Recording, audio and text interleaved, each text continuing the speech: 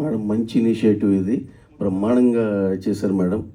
అలాగే దీన్ని చూస్తే ఇప్పుడు చాలామంది నన్ను వీటిలో కమెంట్స్ చూస్తుంటే అడుగుతున్నారు, అదేంటి మీరు పుష్పాలో చెట్లు కొట్టేశారు, ఇప్పుడేంటి చెట్టు కాపాడుతున్నారు అంటున్నారు. అయ్యి అంటుంటే అది ఒక commercially well packed large scale film. దాంట్లో ప్రతిదీ ఆ క్యారెక్టరైజేషన్ కానించి అన్నీ అలా ఉండే సినిమా. అది అసలు ఆ రీచ్ వేరు, ఆ దీనిలో వెళ్ళిన సినిమా. అలాగే ఈ సినిమాలో ఇది కూడా అలాంటిదే. పిల్లలందరిని రీచ్ అవ్వాలి, పెద్దవాళ్ళని రీచ్ అవ్వాలి, ఇలాంటి దీంతో అదొక ఎత్తు అయితే ఇది ఇంకో రకమైన సినిమా.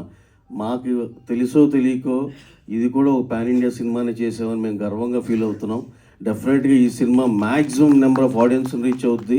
అలాగే మేము ఇంకొకటి ఏంటంటే అందరికీ మీరు ఇలా ఈ నెగిటివ్ సినిమా మధ్యలో 95% ఎక్స్ట్రాడినరీ సినిమా పుష్ప అని అన్నారు.